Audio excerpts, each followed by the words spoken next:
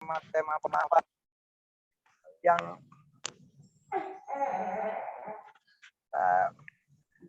ada sebuah hadis ya yang di dalam hadis itu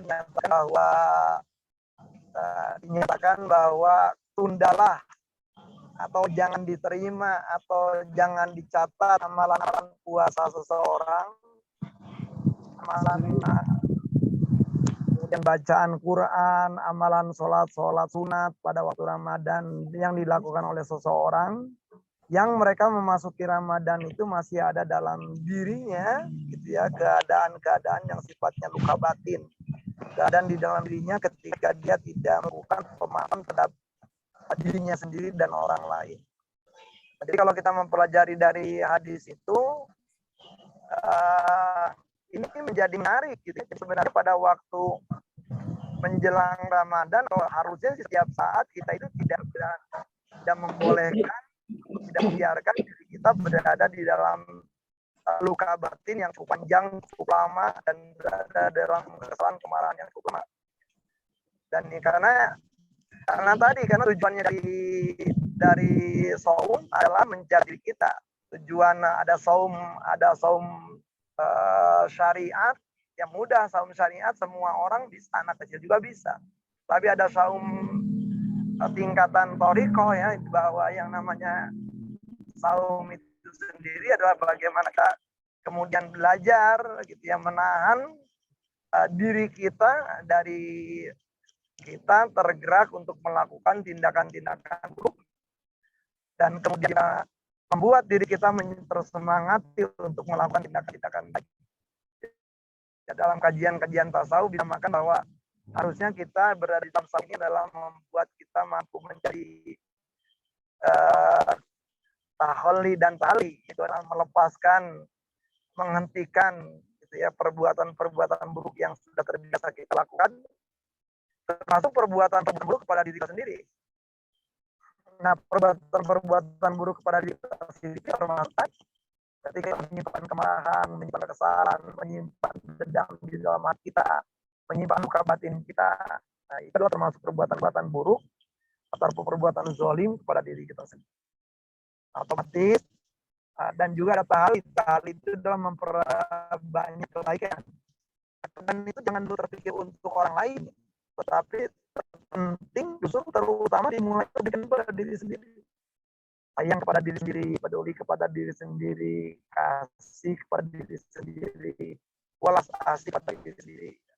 Jadi kenapa diri kita sendiri juga mempunyai hak untuk dikasihi, untuk disayangi, untuk dirawat. Nah, sehingga berangkat dari hadis tadi, yang penting bagi kita adalah bagaimana kita mulai sekarang adalah tidak menyempatkan diri kita tidur ya, kalau perlu kita berlatih seperti yang dilakukan oleh para sahabat. Dalam sebuah riwayat dikatakan bahwa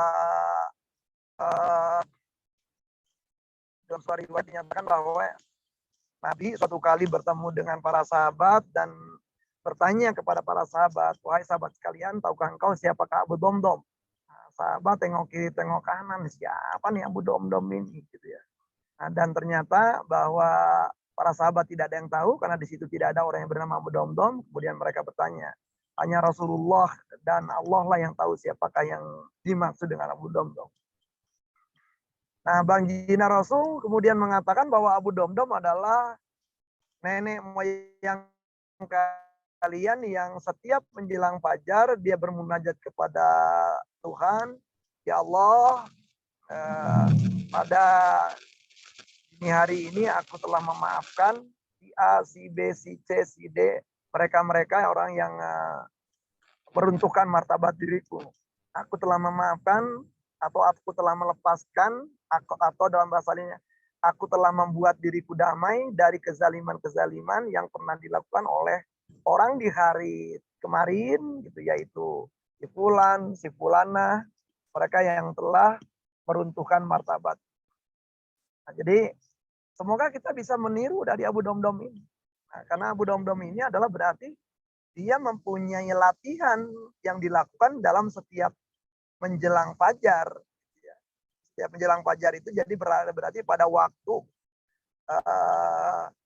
sholat tahajud gitu ya.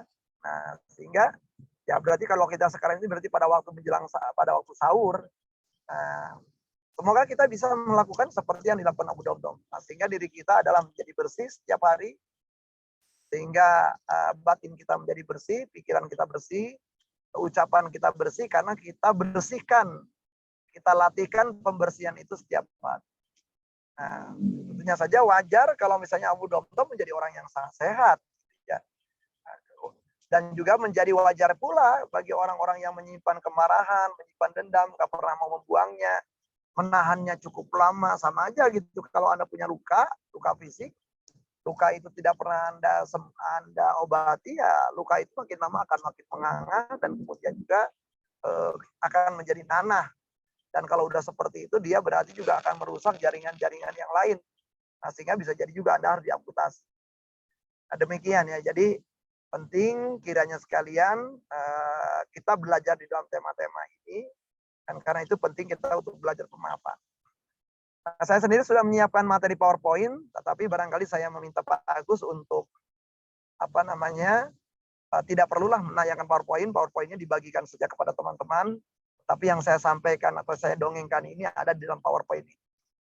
Nah, sehingga teman-teman juga tidak mempunyai kewajiban gitu untuk menyalakan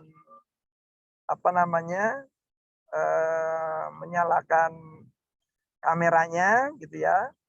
Yang paling penting adalah teman-teman mendengarkan gitu ya, sehingga bagi Bunda yang kemudian punya aktivitas gitu ya, jadi bisa mendengarkan suara saya sambil melakukan aktivitas misalnya masak gitu atau apapun. Nah, bagi ayah juga yang sedang membantu atau yang sedang bekerja juga bisa fokus kepada pekerjaan Anda sambil Anda mendengarkan dongengan saya ini. Teman-teman sekalian, nah mari kita mulai dengan pemaafan. Apa yang dimaksud dengan pemaafan? Nah, ini kenapa menjadi penting definisi ini. Definisi ini menjadi penting supaya kita tidak salah paham. Karena nanti juga kita akan membahas banyak kesalahpahaman tentang pemaafan ini. Nah, pertama, pemaafan itu ada 3 cirinya. Jadi ya, kalau kita bicara tentang pemaafan, ada 3 ciri dari pemaafan. Yang pertama, bahwa ada sebuah kejadian antara orang lain dengan Anda. Orang lain itu melanggar hak-hak Anda. Orang lain itu melanggar mungkin martabat Anda. Orang lain itu bisa jadi juga melanggar pribadi Anda. Jadi yang ciri yang pertama adalah itu. Jadi ada seseorang juga melakukan ketidakadilan kepada Anda. Nah, pelanggaran itu ya bisa macam-macam. Ya, bisa dari mulai yang sederhananya verbal, berupa omelan, kata-kata yang tak pantas dan segala macam. Bisa juga berupa tindakan-tindakan, misalnya saja melanggar hak properti Anda. Ada orang yang kemudian misalnya mengambil barang Anda. Ada orang yang mencuri barang Anda. Ada orang yang kemudian juga menjual barang Anda tanpa pengetahuan Anda. Ya, ada juga orang yang barangkali menjiplak karya Anda, mengaku sebagai karya dia. Ada orang yang barangkali melakukan ragam-ragam kegiatan yang menurut Anda tidak sesuai dengan kedudukan atau peran dari orang itu. Misalnya Anda adalah menantu dan Anda punya mertua. Harapan Anda kalau yang namanya di acara halal bihalal, pertemuan keluarga, mertua Anda itu adalah mempertimbangkan gitu martabat dan harkat, termasuk harga dirinya para menantu. Nah, tetapi ternyata nasib Anda menemukan bahwa yang namanya mertua Anda itu adalah orang yang nyinyiran, orang yang suka sundar sindir gitu ya. Dalam bahasa Sunda orang yang suka sindir sampir gitu ya. Bahkan terang-terangan gitu, bahkan membanding-bandingkan diri Anda dengan menantu-menantu lain. Bisa jadi Anda mengalami gitu peristiwa-peristiwa seperti itu. Atau ada juga Anda ke rumah orang tua Anda dan Anda dipandang adalah tidak sukses gitu dibandingkan anak-anak yang lain. Dan itu juga seringkali menjadi bahan obrolan gitu. Sehingga juga Anda kadang-kadang juga bingung gitu. Mau pulang lebaran atau enggak nih. Kalau pulang mendapatkan cerita-cerita kayak gitu juga jadi males. Nah, obrolan-obrolan saya ini adalah dialami banyak orang ternyata. Gitu. Jadi bukan rekaan saya ini. Jadi ada orang yang mengalami seperti itu. Nah, ada juga dia punya iparnya nyinyir terus, gitu ya, cerewet terus, gitu ya, terhadap diri dia. Nah, artinya berarti kezaliman itu nyata. tidak pinjam telinga, tidak pinjam mata, ngalamin sendiri gitu. Dan secara rasional bahwa memang telah terjadi pelanggaran terhadap diri Anda. Nah, itu ciri yang pertama. Jadi ada sebuah perilaku tidak adil yang Anda alami. Nah, ciri yang kedua, ya, nah, ciri yang kedua itu adalah sangat mungkin Anda pengen melawan, sangat mungkin Anda ingin melakukan tindakan-tindakan pembalasan, sangat mungkin Anda ingin kalau orang itu mencubit Anda ingin cubit balik, kalau orang itu menampar Anda ingin tampar balik. Nah, tetapi Anda justru mengabaikan atau Anda justru memutuskan untuk tidak melakukan tindakan-tindakan seperti itu. Termasuk tindakan-tindakan yang mirip dengan. Nah, dan ciri yang ketiga ngapain? Nah, ciri yang ketiga ini adalah justru melakukan atau memberikan tanggapan kepada orang tadi dengan tanggapan-tanggapan yang didasarkan prinsip belas kasih. Apa aja tuh prinsip belas kasih itu? Yang pertama adalah perasaan kasihan. Nah, perasaan kasihan itu kepada siapa?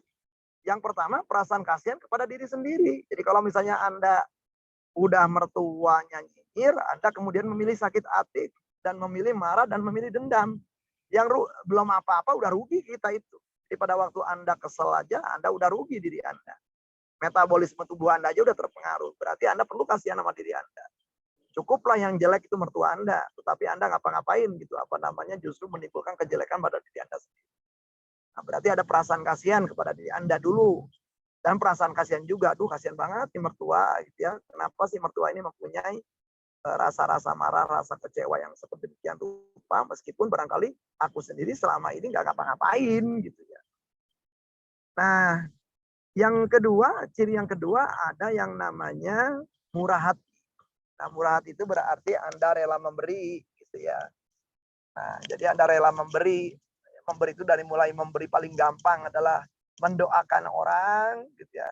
Sampai memberi sesuatu dalam bentuk tenaga, sampai memberi sesuatu dalam bentuk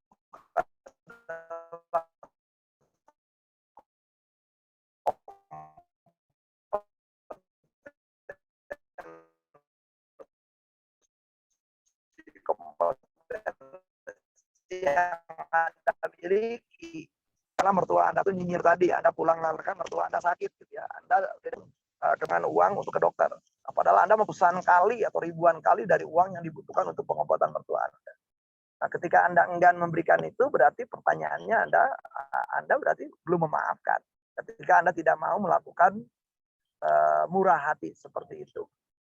Ada Anda atau ada orang yang Anda ribut misalnya saja dengan teman Anda, dan Anda mengatakan bahwa Anda sudah memaafkan teman Anda, tetapi ada kabar bahwa teman Anda itu dibawa ke rumah sakit karena COVID, dan teman-teman mengajak membuat sebuah kumpulan di Zoom untuk berdoa. Dan Anda nggak mau masuk ke dalam Zoom itu, ngapain ngedoain dia? Nah, jadi kalau misalnya murah hati dalam bentuk doa aja ogah, ya berarti Anda belum menunjukkan murah hati. Berarti belum menunjukkan bahwa ada keinginan untuk melakukan pemaafan. Nah, yang berikutnya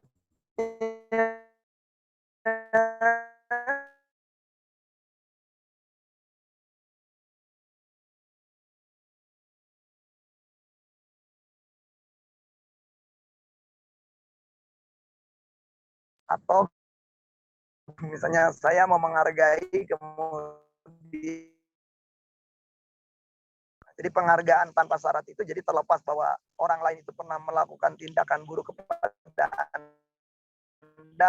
Anda tetap menghargai mereka. Nah, kemudian berikutnya adalah cinta kasih itu. Sebuah cinta, sebuah kepedulian yang didasarkan adalah moralitas yang baik.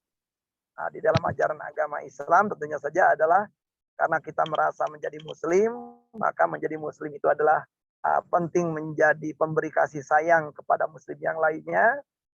Maka cinta moral itu adalah bagaimana kita memastikan bahwa perilaku-perilaku kita itu termasuk dalam kategori ruhama ubainakum ya. Jadi adalah memberikan kasih sayang, kepedulian kepada orang-orang lain. Nah, jadi ada 3 ciri ini. Nah, dari 3 ciri ini berarti kita gampang ngecek. Saya sudah memaafkan orang tertentu belum? Gampang ngeceknya. Coba Kalau mau nggak ngedoain orang itu? Kalau misalnya di dalam benak kita masih ada kata ogah, berarti belum.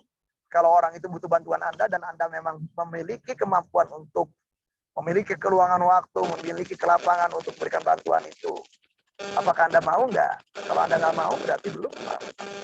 Dan orang itu kemudian ketemu dengan Anda pertemuan. Dan semua orang yang mereka menghargai mereka ini.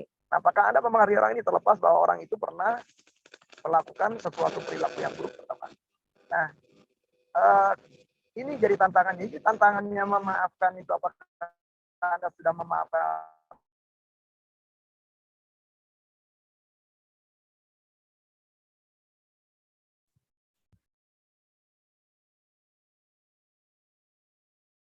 wajah Anda terasa panas, suara Anda kemudian tiba-tiba tercekik, kemudian tubuh Anda terasa tegang, ya, nafas Anda terasa sesak. Nah, berarti respon tubuh Anda adalah menunjukkan bahwa Anda belum nyaman, belum damai, belum tenang. Nah, berarti dalam hal itu Anda belum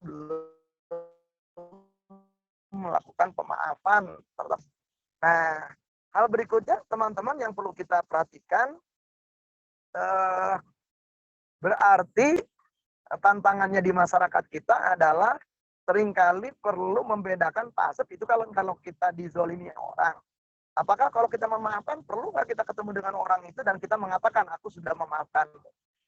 Nah, pemaafan itu ya sebenarnya apakah kita memaafkan seseorang itu, orang yang barangkali melakukan kezaliman sama kita, seringkali juga persepsi subjektif kita juga tuh. Sangat mungkin orang yang bersangkutan mah lempeng-lempeng aja, datar-datar aja, karena nggak ngerasa ngezolimi kita. Nah, jadi pemaafan itu adalah sebuah perilaku yang sifatnya tidak perlu. Jadi pemaafan itu bukan perilaku interpersonal, antar pribadi. Pemaafan itu adalah perilaku intrapersonal. Intra berarti ke dalam diri pribadi. Jadi yang tahu indikatornya kita lagi tidak maaf adalah diri kita. Apa tahunya bahwa diri kita tidak pemaaf tadi itu ada kesalahan, ada kekecewaan, senang bikin-bikin, jadian orang itu senang mungkin dan kemudian dia terluka sedikit.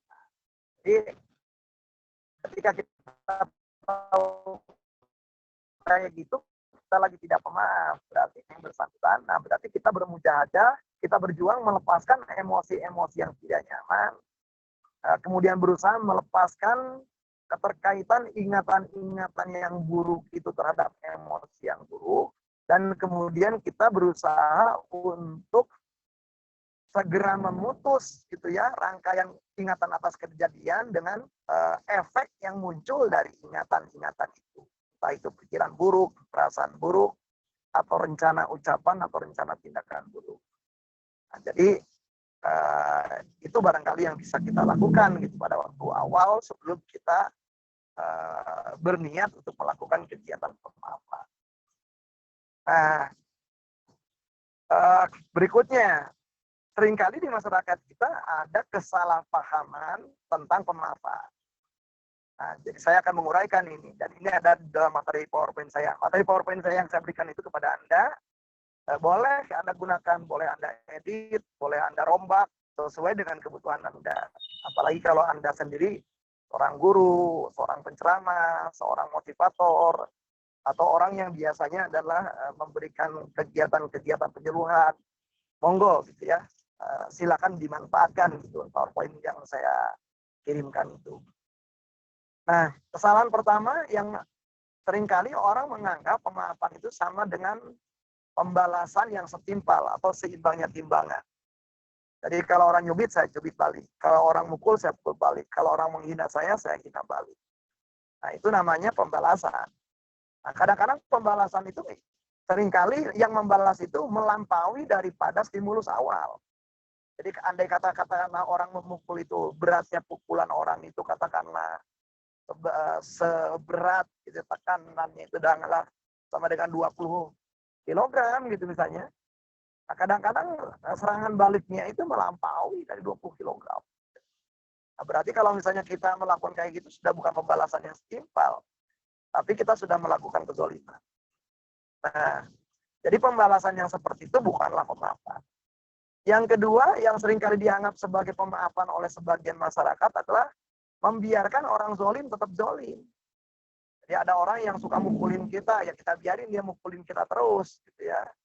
Nah, itu namanya zolim. Ada seorang bos, kemudian juga suka memberikan tugas gitu di saat-saat karyawan itu sebenarnya di jam pulang. Nah, jadi selama si anak buahnya ini kemudian kesel, ngedumel, dan kemudian tetap melakukan pekerjaan itu gitu ya sampai dia akhirnya pulang larut malam, sampai hak-hak keluarganya juga kemudian juga tidak diberikan. Nah, orang ini atau si anak buah ini keliru kalau dia tidak mengatakan kepada si bos. Jadi berulang-ulang ya karena si bosnya ngelihat bahwa anak buahnya mau, ya udah nggak apa-apa kan gitu. Nah, jadi penting barangkali bagi si anak buah itu belajar asertif, gitu. Belajar mengatakan ya kepada orang yang mengatakan tadi atau si bosnya ya justru untuk ya makanya lagi belajar. Ya.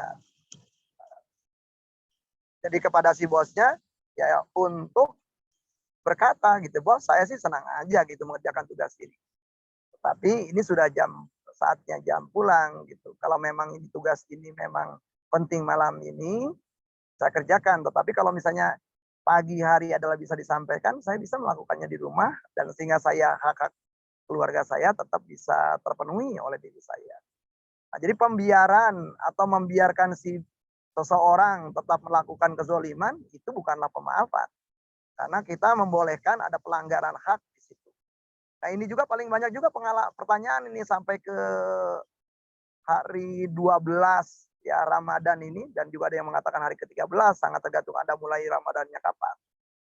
Nah, sehingga ini adalah menjadi tantangan saya rasa bagi kita. Kemudian juga ada orang yang menganggap pemahaman itu sama dengan pemakluman. Memaklumi. Jadi misalnya Anda diperlakukan zalim oleh bos Anda. Nah, kemudian senior-senior di tempat kerja Anda mengatakan, udah deh, lu jangan macam-macam lah. Maklum aja bos kita tuh begitu. Nah, kata pemakluman itu, makna dari kata pemakluman itu artinya adalah bahwa Anda diminta untuk mentolerir. Anda diminta untuk mentolerir, artinya Anda diminta untuk, artinya mentolerir itu adalah tetap diam walaupun gak nyaman, itu mentolerir itu begitu. Jadi kata toleransi itu bisa jadi orang lain itu juga membuat sedikit efek tidak nyaman pada Anda. Tetapi Anda membolehkan bahwa orang itu begitu. Nah, jadi ketika kita diminta untuk melakukan seperti itu dengan alasan karakteristik seseorang dan tetap di situ ada pelanggaran-pelanggaran, maka itu namanya pemakluman, bukan pemaafan. Nah, banyak sekali kan kita tuh udahlah maklumin aja dia. Nah, memaklumi itu bukanlah pemaafan. Ya wajar lah dia memang orangnya begitu, itu kan pemakluman tuh. Lu kayak nggak tahu aja, dia kan orangnya dulu pernah terkena gangguan jiwa, makanya wajar kalau ngomongnya begitu. Itu kan pemakluman namanya. Nah, pemakluman seperti itu bukanlah pemaafan. Nah, kemudian juga kesalahpahaman lain menganggap pemaafan sama dengan pengampunan. Nah, kata pengampunan di dalam konteks hukum adalah bahwa katakanlah si orang yang zalim itu sebenarnya bisa berdasarkan ketentuan hukum itu untuk melakukan atau mengalami tindak pidana. Nah, akan tetapi kita katakan saja dia dizolimi orang yang bersangkutan. Anggap aja sederhananya adalah ada orang yang tanpa sepengetahuan Anda, ya kemudian dia bisa mendapatkan sertifikat tanah Anda, kemudian dia menjual tanah Anda ya, ke orang lain atas nama Anda. Dan untungnya orang yang membeli itu kemudian ngecek pada Anda apakah benar-benar Anda mengkuasakan. Dan Anda tiba-tiba kaget dan Anda tidak tahu benar. Ketika Anda memperkarakan orang ini, ya, yang kebetulan saudara Anda, berarti Anda tidak mengampuni kelakuan dari saudara Anda itu. Katakanlah saudara Anda itu kemudian menjadi tahanan polisi, menjadi tahanan kejaksaan, kemudian juga adalah menjadi terdakwa di pengadilan sampai menjadi terpidana. sampai menjadi mengalami di lembaga pemasyarakatan. Nah, Anda dinyatakan kalau melakukan tindakan itu berarti Anda tidak memberikan pengampunan kepada saudara Anda. Nah, tetapi pada saat itu Anda ngelihat saudara Anda ini nggak ada nih, karena banyak istrinya juga malu gitu ya pada dia gitu ya. Kemudian keluarga-keluarga besar juga Anda malu dengan kelakuan mereka. Nah, mereka juga jadi bingung, mereka juga malu gitu untuk datang ke kantor polisi, apalagi ke pengadilan. Nah, ngelihat keadaan kayak itu, Anda kasihan nih dengan si pelaku.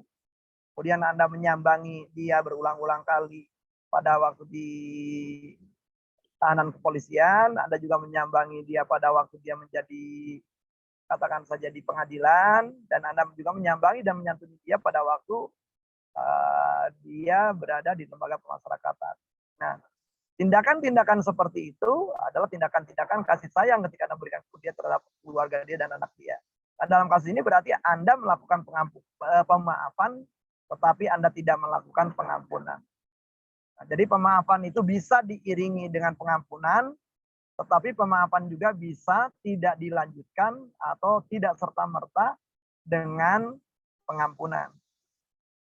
Nah, sama berarti sangat mungkin itu terjadi. Nah, berikutnya juga seringkali pemaafan itu dinyatakan sama dengan perdamaian.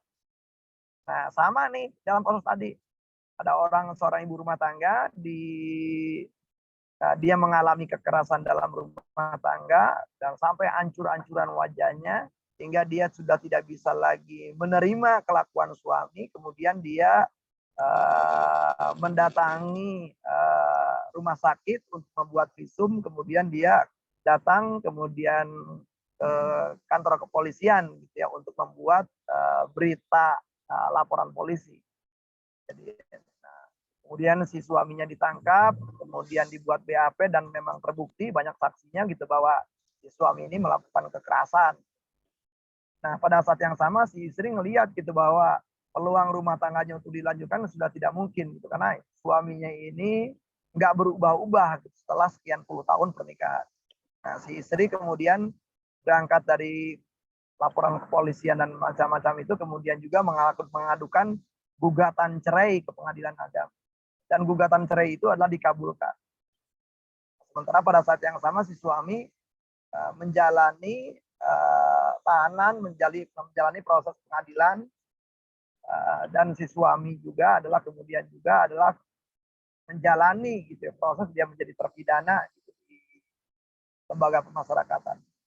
Nah, selama proses itu ternyata keluarganya nggak ada yang datang mengunjung. Dan si istri atau mantan istri ini menjadi tahu nih, baru kasihan banget nih sama mantan suaminya. Nah, dia datang menjenguk, dia datang membawa makanan, dia datang membawa pakaian ganti pada waktu masih di tahanan polisian. Nah, begitu juga aja pada waktu dia udah di lembaga pemasyarakatan. Jadi besuk yang paling sering kali dilakukan oleh dia, keluarganya nggak ada sama sekali. Nah, apa yang dilakukan si istri atau mantan istri ini adalah membuktikan bahwa dia sudah mampu melakukan pemaafan.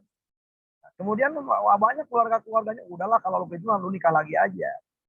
Kata istrinya nggak bisa. Saya ini kan udah gugat cerai itu hukumnya. Ya tidak mungkin lagi mantan suami saya menikahi saya. Dan di titik lain juga saya juga tidak mempunyai keinginan menikah dengan mantan suami saya yang memang udah sekian puluh tahun terbukti juga merusak tubuh saya, merusak harga diri saya, merusak emosi saya.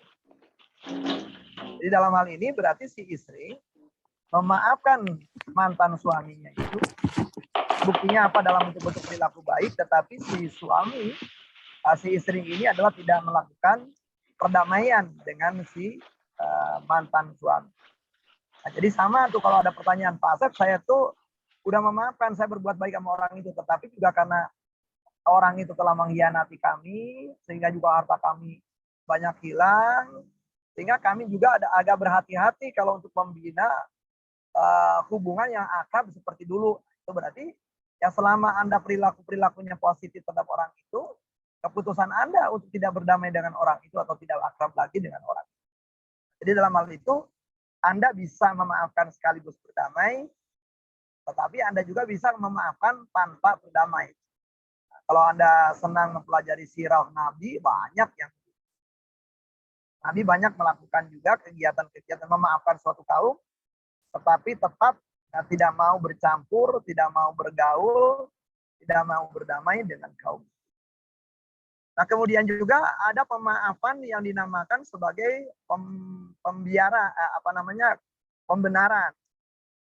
Nah, pemaafan sebagai pembenaran ini adalah terjadi pada waktu seseorang mencari ragam alasan terjadinya kezoliman pada diri dia. Misalnya dia mengatakan begitu, oh wajar aja nih bos saya memarahi saya karena saya begini orangnya. Oh, orang itu melakukan kayak gini karena saya gini orangnya. Nah, itu namanya adalah rasionalisasi atau pembenaran.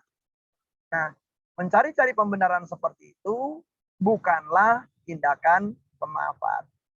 Nah, sahabat-sahabat sekalian yang tergabung dalam Zoom di kali ini yang dikelola oleh Uda Agus dari Akademi Pernikahan, ya, maka kita bisa belajar gitu ya bahwa jangan-jangan yang kita pandang bahwa kita sudah memaafkan itu ternyata adalah bukan pemaafan.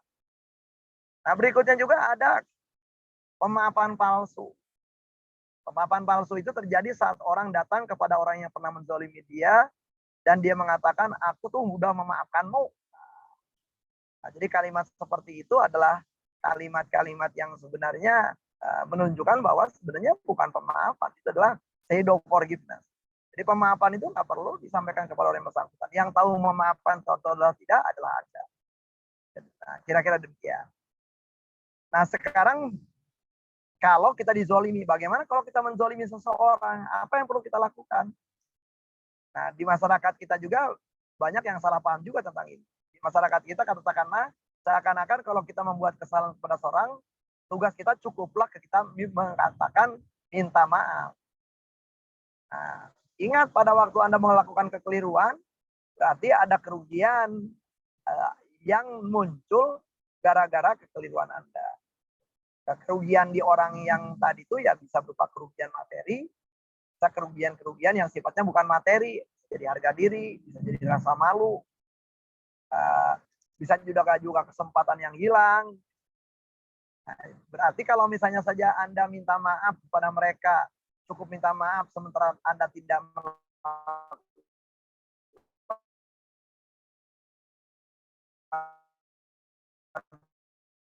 menggantikan kerugian mereka, berarti Anda namanya orang lagi kesel-kesel kayak gitu, Anda cukup kemudian aja minta memberi maaf, masa Anda enggak? Wah, itu lebih zolim lagi.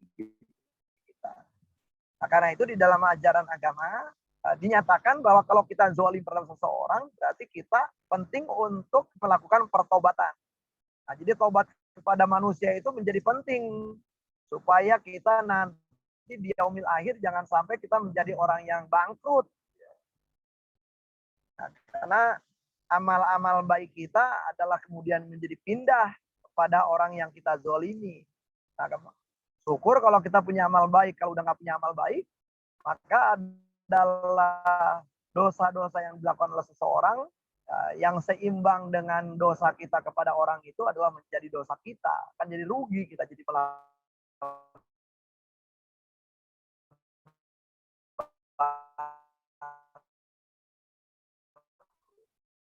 Nah, supaya tidak terjadi kebangkrutan, karena di dalam pertobatan itu ada 4, dan dari kekeliruan itu tahu bahwa kekeliruan Anda itu efeknya apa kira-kira kepada orang yang bersangkutan, memberikan efek jangka pendeknya apa, jangka panjangnya apa, ada efek kepikiran orang itu seperti apa, efek kepadaan orang itu seperti apa, efek kemudian kepada kehidupan keluarga orang itu seperti apa.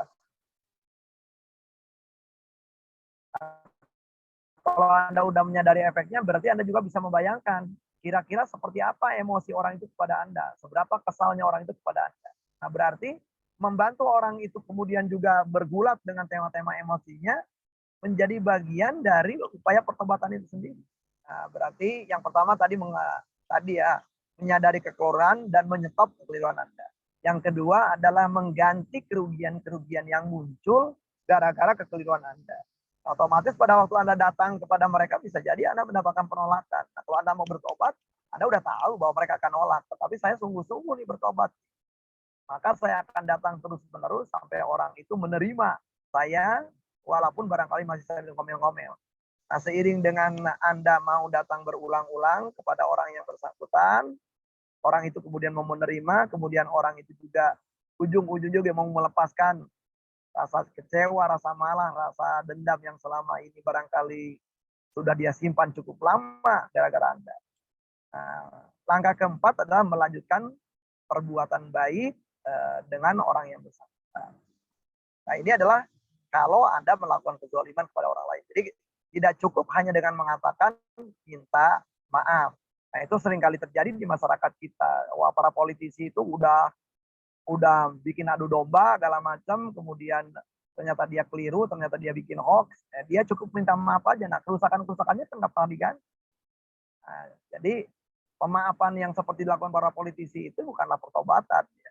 Itu juga bagian dari kezoliman juga kalau kita melihat seperti itu. Nah, kemudian kita masuk ke dalam tema bagaimana Pak kalau saya udah banyak saya menyadari ternyata saya itu banyak kekeliruan dan kekeliruan ini adalah justru merugikan diri saya, merugikan keluarga saya. Saya malu Pak sama diri saya menyesali sama diri saya. Bagaimana upaya saya untuk memaafkan diri sendiri? Nah, dalam rangka upaya memaafkan diri sendiri berarti Anda diawali dengan Anda sadar bahwa Anda pernah mempunyai kekeliruan. Nah, kekeliruan orang-orang yang untuk memaafkan diri sendiri itu macam-macam juga. Bisa jadi karena orang yang bersangkutan tidak melakukan perilaku yang seharusnya. Contoh misalnya, dulu orang tua saya itu lagi kaya raya. Dan orang tua saya itu meminta saya supaya bisa sekolah tinggi, tapi saya bermain-main saja. Akhirnya orang tua saya keburu meninggal dunia. Akhirnya saya tidak jadi apa-apa. Banyak ada orang gitu, ada klien yang bisa seperti itu. Atau bisa jadi juga, kenapa orang sangat menyesali diri karena dia melakukan tindakan tertentu yang buruk bagi dirinya. Atau ada juga dia justru malah membuat orang lain gitu ya menjadi sengsara atau membuat orang lain meninggal dunia. Nah, di orang-orang yang menyalahkan diri sendiri ini seakan-akan berarti terjadi ada orang yang menuntut orang lain kan. Tapi yang menuntutnya diri kita juga. Yang menjadi jaksa diri kita, yang menjadi terdakwanya diri kita, yang jadi hakimnya diri kita. Nah, penting bagi orang-orang yang berada dalam pergulatan seperti ini, penting membuat pengadilan yang lengkap di dalam diri sendiri. Jadi umumnya di orang-orang yang menyalahkan diri sendiri itu harus tidak hadir membela diri. Ya hadir itu tim penasihat hukum itu nggak ada. Nah, penting kiranya di dalam tema-tema ini adalah kalau Anda ada pergulatan dalam Anda tentang menyalahkan diri sendiri, mendakwa diri sendiri, penting juga menghadirkan bagian diri yang membela diri Anda. Nah, pembelaan itu bukan dalam arti untuk membuat Anda kemudian merasa tidak bersalah, tetapi lebih Anda juga jujur, adil untuk diri Anda sendiri.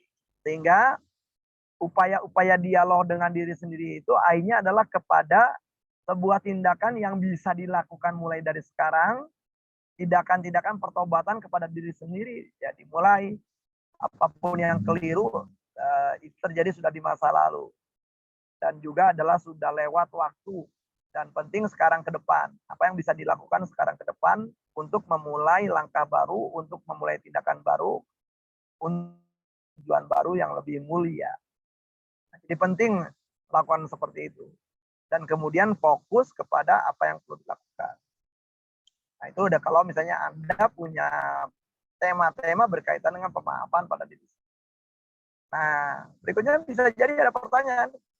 Lalu gimana tuh Pak cara memaafkan orang lain? Kalau tadi cara memaafkan itu adalah nggak perlu datang ketemu orangnya, gimana caranya? Nah, saya ngambil saja nih dari guru saya namanya Robert Enright.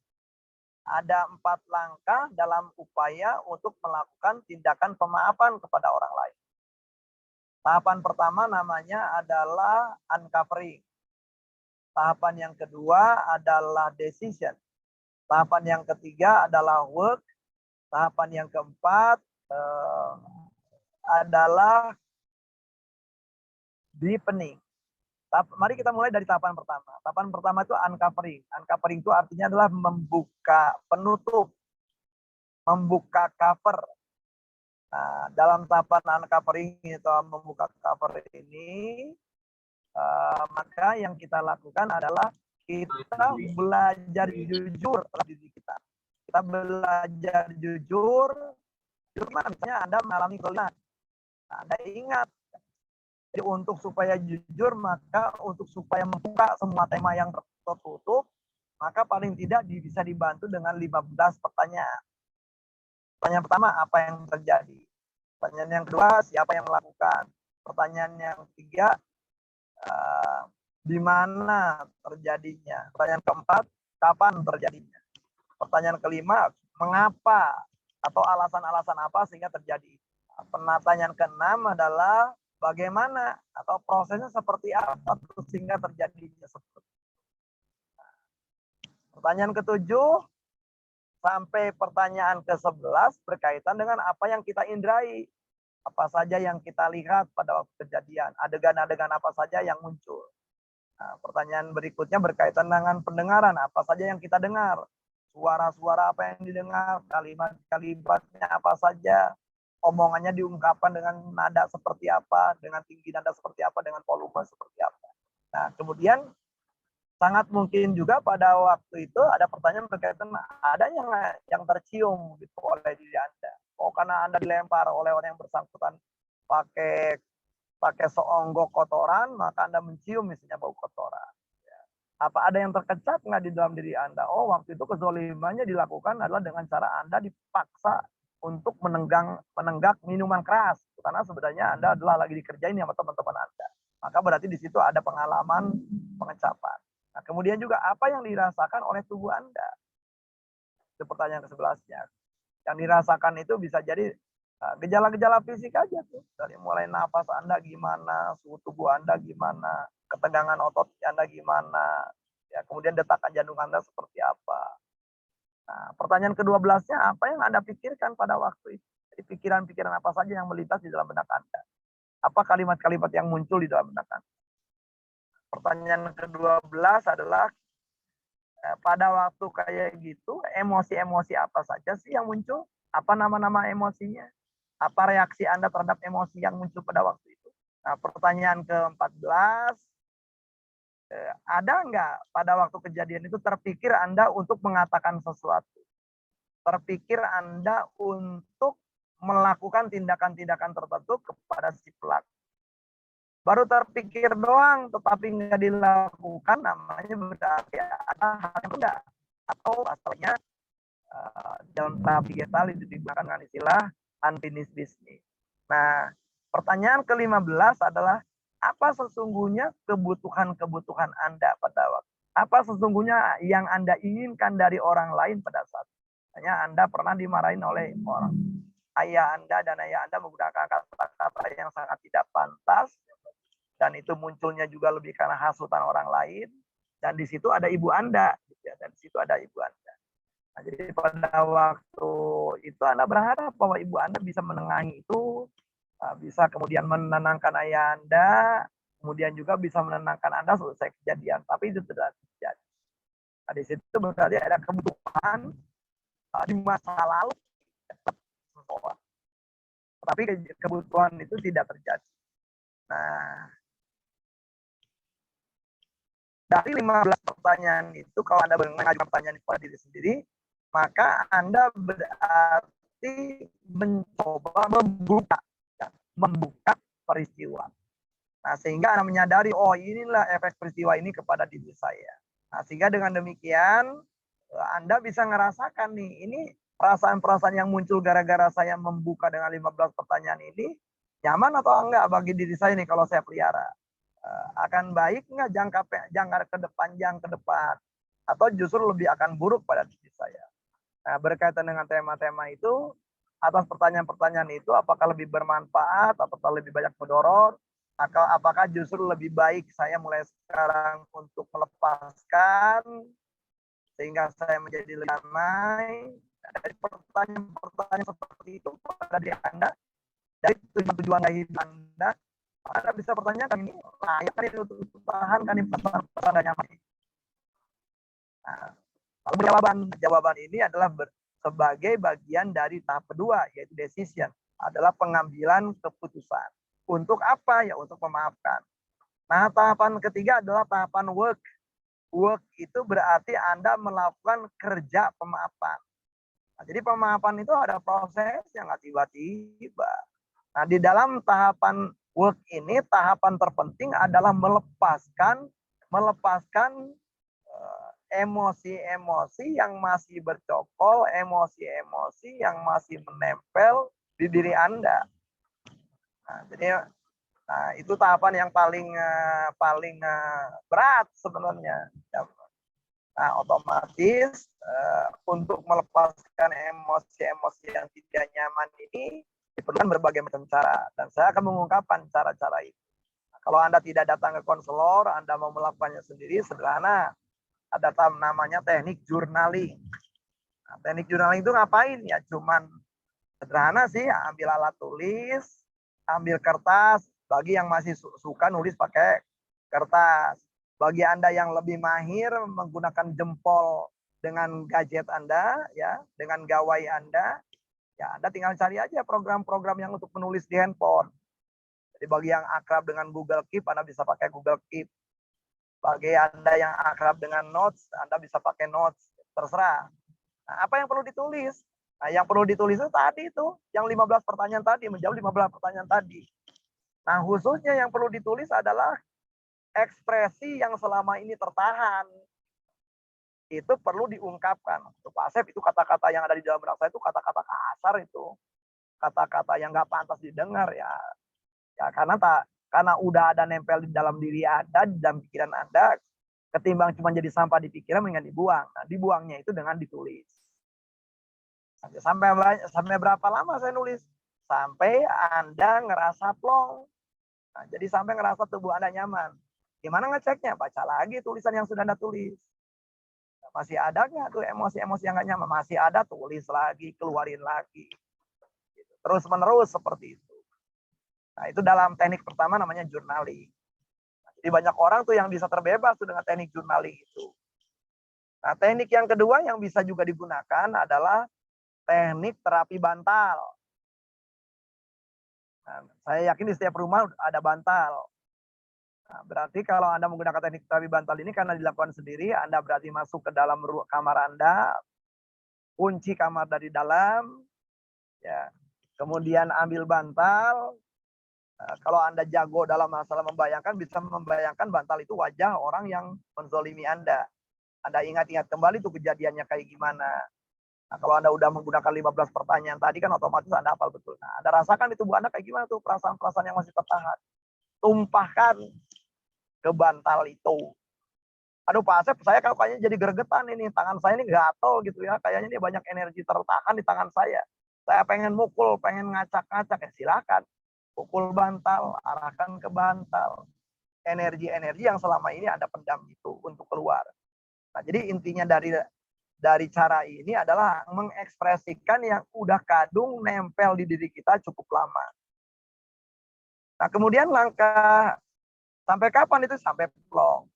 Pak Asep boleh nggak ya katanya, karena saya kurang imajinatif, saya kemudian memprint wajah orang yang bersangkutan, saya ambil dari media sosial, ya kemudian saya tempelin wajahnya di dalam bantal guling, kemudian saya gantung bantal guling, silakan saja Anda menggunakan cara gitu pun boleh. Nah, jadi ya cuman jangan sampai divideokan apalagi dikirim ke orang itu mah bikin permusuhan baru namanya. Nah, ada lagi nggak cara lain? Ada. Anda bisa juga menggunakan kegiatan-kegiatan keseharian Anda. Seperti misalnya Anda mandi. Nah, jadi pada waktu Anda mandi, ya Anda tentunya saja ada tahu nih, ingat sebuah kejadian dan diniatkan untuk membuang kejadian itu. Jadi misalnya, oh pada waktu ingat kejadian itu terasa nyesek itu di bagian dada sebelah kiri. Jadi pada waktu Anda mandi, Anda mengosok dada bagian sebelah kiri, Anda niatkan, ya Allah saya meniatkan untuk membuang perasaan yang masih nempel di bagian dada saya sebelah kiri saya. Sambil buka, ya Allah bantu saya untuk melepaskan ini sehingga diri saya makin bersih, makin nyaman. Acara lain lagi nggak? Ada. Misalnya adalah kita bisa memanfaatkan juga keadaan-keadaan pada waktu Anda BAB. Nah, BAB itu kan kita membuang kotoran. Dan BAB itu kan umumnya orang cukup lama. Jarang ada yang BAB 1 menit gitu ya. Nah, umumnya lebih dari 1 menit. Nah, jadi pada waktu Anda BAB seperti itu, pada waktu Anda BAB seperti itu, nah Anda kemudian adalah bisa, ya, jadi Anda pada waktu Anda BAB itu adalah Anda bisa tuh meniatkan juga, saya sambil mengeluarkan kotoran dari tubuh saya juga mau meniatkan kotoran, mengeluarkan kotoran dari jiwa saya. Nah, sehingga pada waktu Anda duduk di kloset ataupun Anda jongkok di kloset jongkok, maka Anda niatkan tuh, saya ingin membuang kotoran tubuh sekaligus juga kotoran jiwa. Yang terjadi di hari ini karena saya kesel dengan seseorang. Nah, jadi Anda niatkan tuh, membuang kekesalan itu, membuang kekecewaan itu, seiring dengan Anda membuang kotoran Anda. Nah, jadi upaya yang namanya mengejannya itu juga membuang kotoran-kotoran, bisa sakit hati, bisa kecewa, bisa marah, bisa dendam, itu bisa Anda lakukan. Nah, Pak Asep itu kan ada nggak sih cara yang agak bagus gitulah, misalnya saja lebih religius gitu. Nah, ada.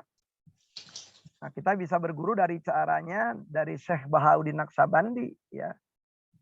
Orang yang dikenal sebagai guru dari sebuah tarikat Naqsyabandiyah.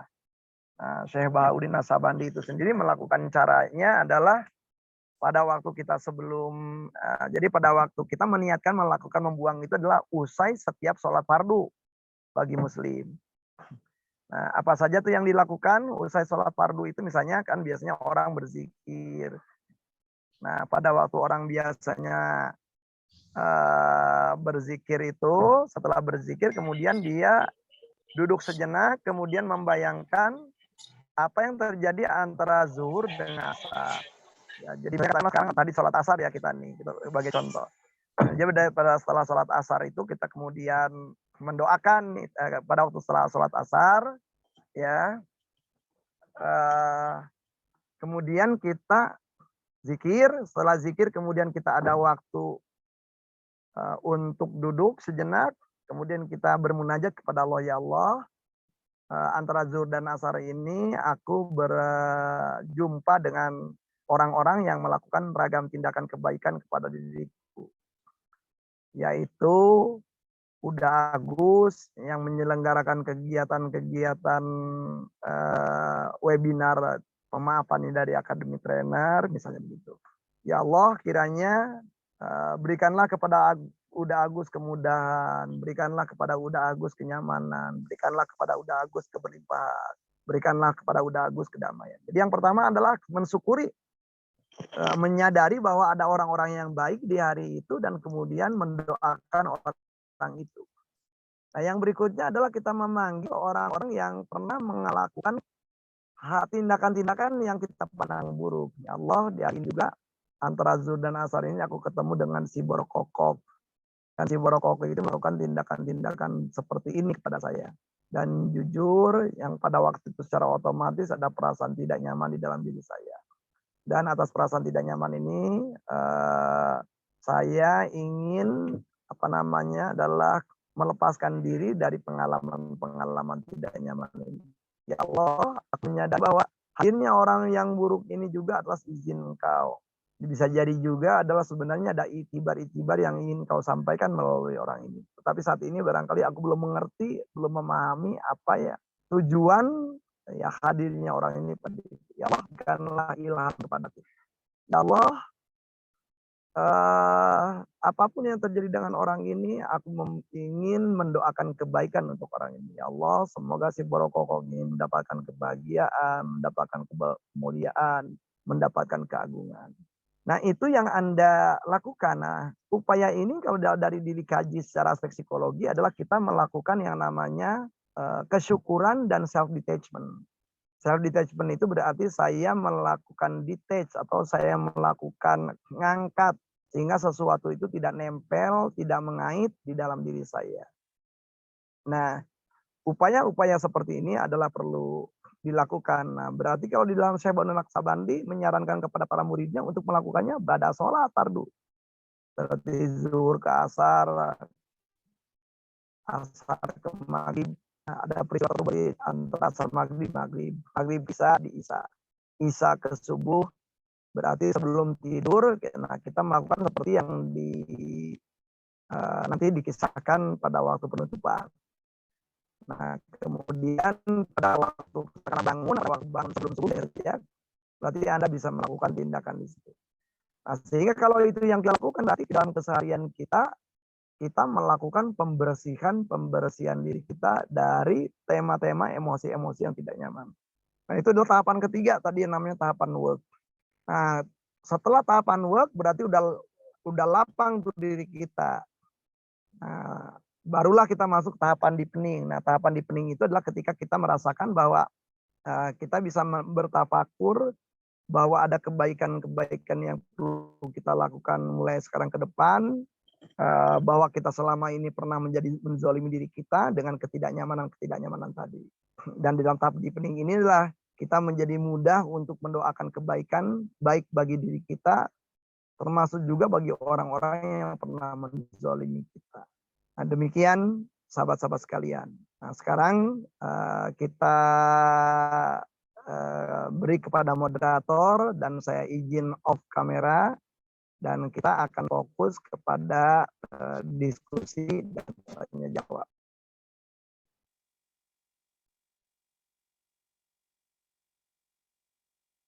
Baik, terima kasih banyak Pak Asep atas penjelasannya. Silakan Bapak Ibu semua dan juga teman-teman yang mungkin ingin bertanya boleh ya dikirim di chat dulu pertanyaannya. Nanti insya Allah saya akan pilih dan akan dibacakan ya. Nah, sembari Bapak Ibu mengetik pertanyaan ini saya mau infokan ya, ini adalah buku dari Kang Asep nih. Ya, judulnya adalah Forgiveness Therapy. Nah, di sini dibahas ya banyak ya self therapy tadi, contoh-contoh tadi yang sebagian disampaikan Kang Asep tadi di buku ini banyak juga dibahas. Jadi bagi Bapak Ibu yang mungkin tertarik ya untuk mendapatkan buku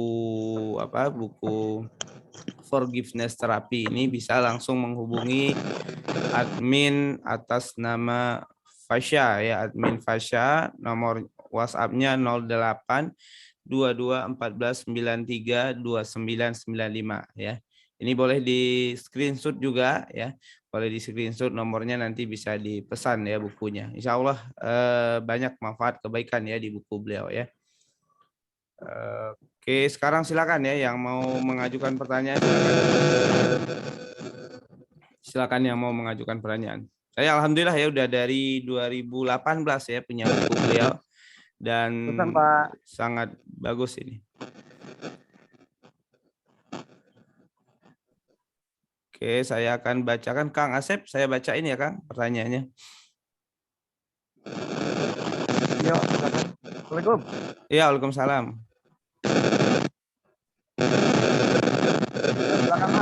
Oke, baik.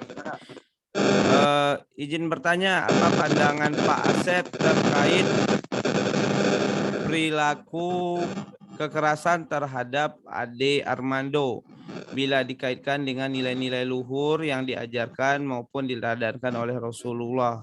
Nah, ini tentang Ade Armando nih Pak Asep. Silakan Pak Asep.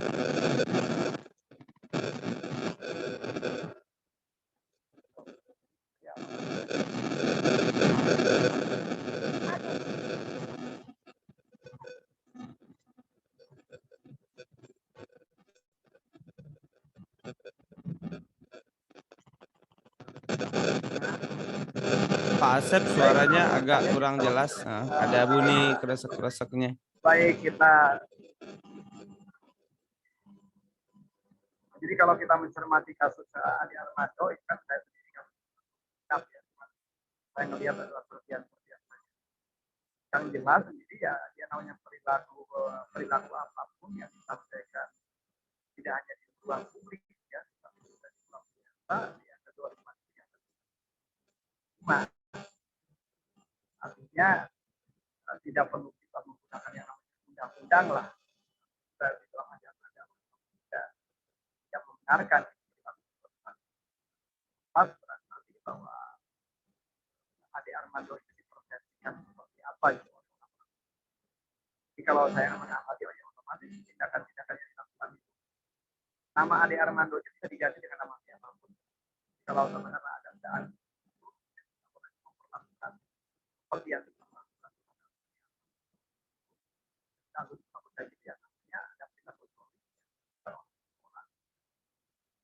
nah, tentunya saja ketika seseorang yang melakukan kezaliman di dalam agama kan orang ketika seseorang itu dan melakukan kezaliman seseorang itu sedang memaafkan.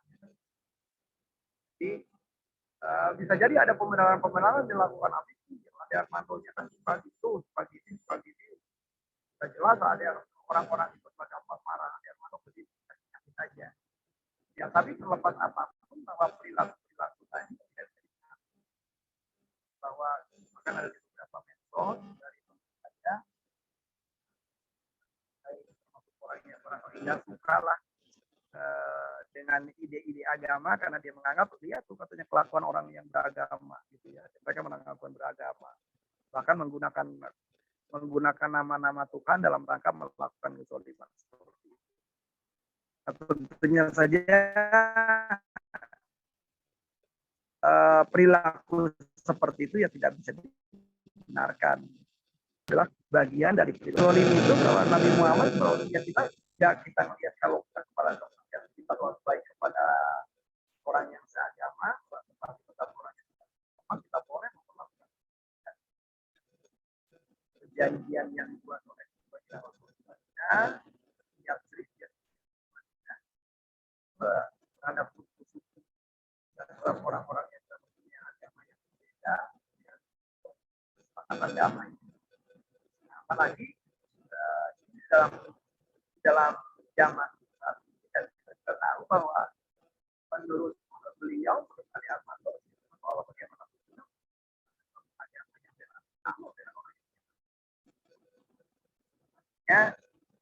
tindakan seperti itu tidak dibenarkan banyak kalangan ada kami menyayangkan lagi bahwa terjadi pada waktu Ramadan yang katanya di dalam Ramadan orang harusnya bisa membaca lebih benar yang dikatakan bahwa yang ada setan bahwa karena setan di dalam dirinya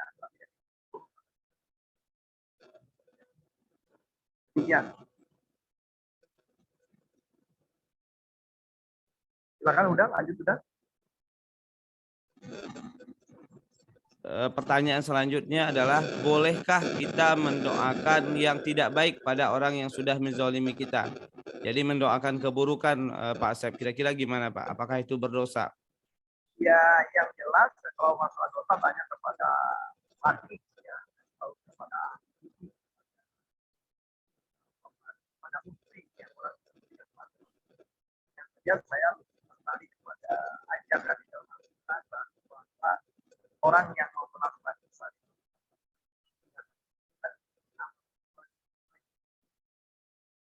ketika kita melakukan dosa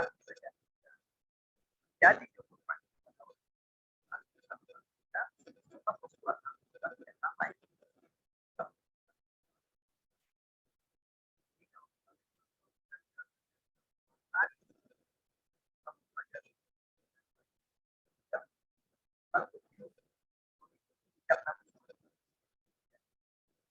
banyak dengan melakukan doa-doa kebaikan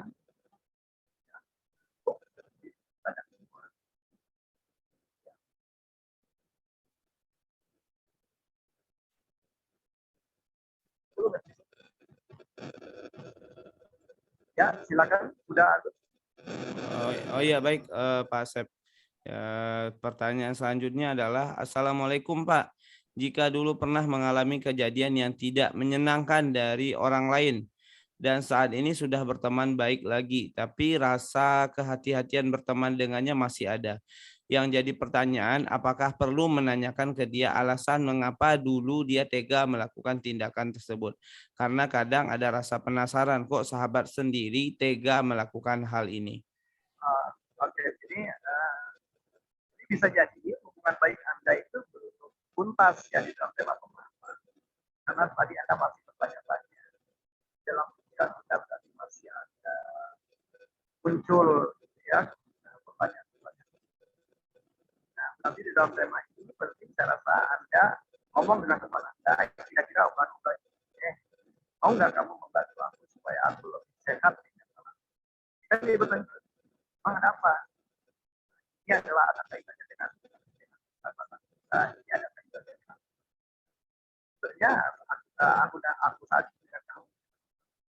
Cuman ini ada pikirannya belum keluar aja. Gitu. Boleh nggak kamu menceritakan ya, dulu itu terjadinya hal seperti itu. Nah, aku juga tidak akan mempersoalkan lagi, tetapi lebih ini adalah untuk menuntaskan apa yang belum selesai dalam benar. Jadi penting bagi Anda melakukan hal seperti itu. Nah, tindakan melakukan seperti itu penting juga sebenarnya dilakukan di dalam rumah tangga kita. Ya kalau jadi anak rumah tangga, setiap minggu sekali itu ada momen-momen seperti itu satu keluarga. Ya, nah momen itu kalau di dalam bisnisnya saat ini namanya adalah termometer keluarga. Termometer keluarga itu jadi Anda tahu nih ada tema-tema yang nyaman atau tidak nyaman dong. Nah, dalam salah satu kegiatan termometer keluarga itu ada. Nah, bisa jadi ini ada seminggu yang lalu nih perilaku ayah atau perilaku ibu yang barangkali tidak kalian sukai. Jika kalian menjajah cuma dikatakan itu akan diam saja, itu tidak akan berkata apapun. Adalah kalian bisa mengucapkan, bisa mengekspresikan apa yang kalian lihat. Nah, ibu atau ayah percaya bahwa kalian itu adalah tetap ayah sama ayah. Kira-kira kegiatan seperti itu adalah kegiatan yang memang kita buat dalam rangka terjadi lepasnya sesuatu yang memang tidak bertahan di dalam. Demikian. Silakan pertanyaan berikutnya udah. Ya baik Pak Asep, ini banyak ini kata teman-teman, ini suara Pak Asep tadi agak putus-putus, mungkin ini agak didekatkan Pak. Oh, baik. Oke. Ini ya. pertanyaan sudah cukup jelas. Oh sudah sekarang udah lebih baik.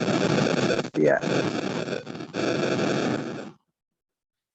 Memaafkan diri sendiri, terapi paling sederhananya apa Pak? Kalau suka down, kalau diri ini sering salah bahkan marah-marah sendiri.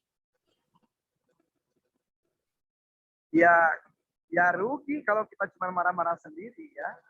Sementara orang yang mempunyai masalah dengan kita, gitu, kemudian dia nggak tahu gitu kan rugi.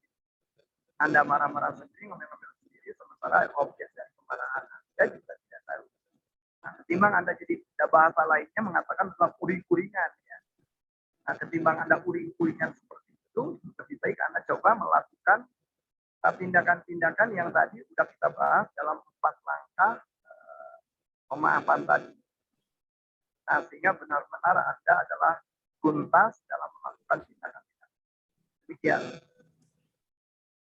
Baik Pak.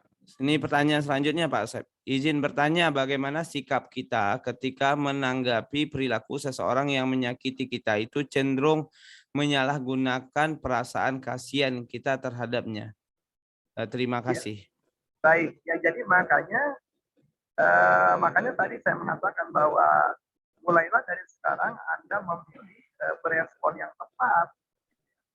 Mulailah dari sekarang Anda memilih respon yang tepat. Artinya juga kita bisa menanggapi orang yang berbuat kesalahan itu dengan berbagai macam cara. Jadi hak Anda gitu. Nah, cuman saya ingin kasih tahu kepada Anda bahwa kalau cirinya dari orang yang memaaf itu perilaku kita tidak lagi dipersyaratkan atas perilaku yang bersangkutan. Misalnya gini, orang ini zolim sama saya. Kalau saya baikin dia, wah enak-enakan dia. Yang saya nggak baikin dia. Nah, itu berarti Anda tidak pemaaf. Nah, saya ingin menyisakan bahwa Abu Bakar Siddiq itu sahabat Nabi yang utama. Ya. Lakuannya kan luar biasa, akhlaknya luar biasa. Tapi beliau pernah juga itu tertimpa bahwa beliau mengalami bahwa ada saudaranya sendiri yang selama ini serikat disambut. Saudara ini adalah apa gitu ya. Dan itu ternyata si saudaranya ini dalam melakukan tindakan-tindakan yang memfitnah Aisyah.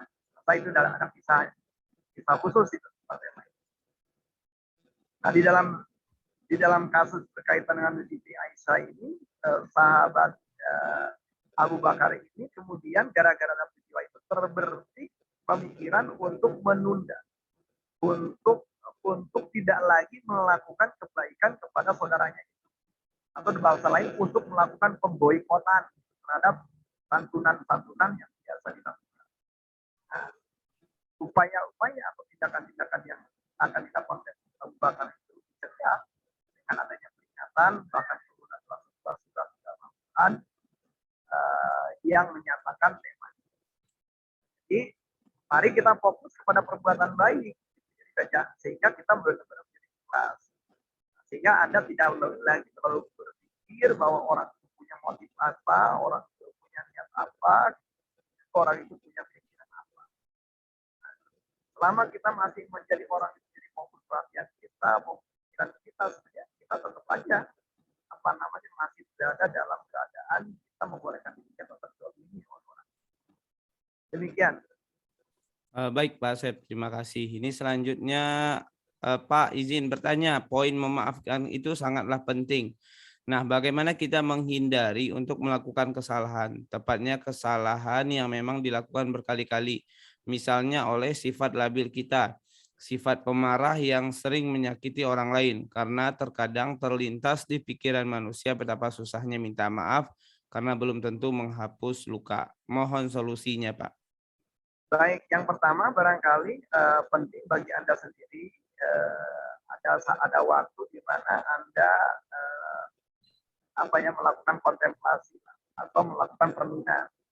Coba Anda amati kapan saja gitu labil itu seringkali muncul pada diri Anda. Coba aja Anda amati dalam kapan gitu misalnya kelabilan itu muncul. Kapan, di mana, pada waktu dengan siapa, setelah apa, nantinya kemudian Anda bisa jadi tahu ternyata kalau misalnya di jam-jam tertentu dalam keadaan relatif berada dalam keadaan lapar misalnya. Oh aku ini misalnya saja kalau misalnya ketemu dengan orang-orang tertentu dalam. Oh aku kalau misalnya saja ada dialog seperti dalam. Nah dengan demikian Anda tahu bahwa labil itu adalah menjadi diketahui itu kapan akan munculnya, pada saat dengan siapa munculnya. Artinya dengan demikian Anda mampu membuat sebuah perilaku yang relatif lebih antisipatif. Yang dimaksudkan antisipatif itu berarti Anda tahu aku akan seseorang.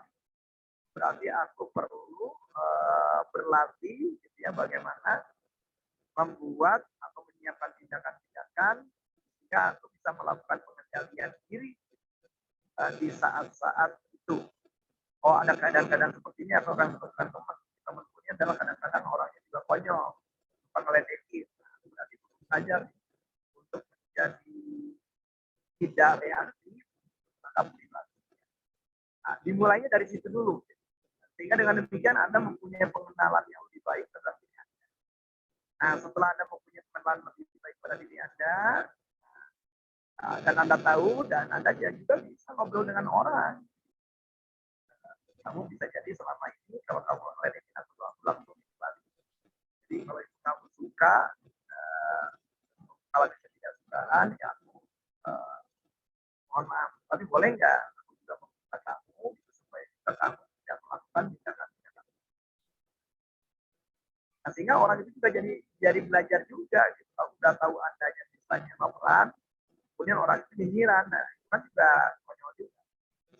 Jadi dimulailah dari refleksi itu kemudian Anda mengenal kecenderungan diri Anda, dari mengenal kecenderungan diri Anda, kemudian Anda mulai coba membuat supaya Anda bisa menata diri Anda, bisa membuat tindakan-tindakan yang lebih antisipatif, alih-alih melakukan tindakan. Ya, terima kasih Kang Asep. Pertanyaan selanjutnya, saya mau bertanya Pak Asep, saya mengalami kekerasan dan sering dibentak sama orang tua di waktu kecil. Dan selain itu, orang tua sering mencaci maki saya di depan orang. Hingga hal itu membuat saya menjadi pribadi yang pendiam dan takut berbuat sesuatu. Kira-kira apa yang harus saya lakukan, Pak? Terima kasih.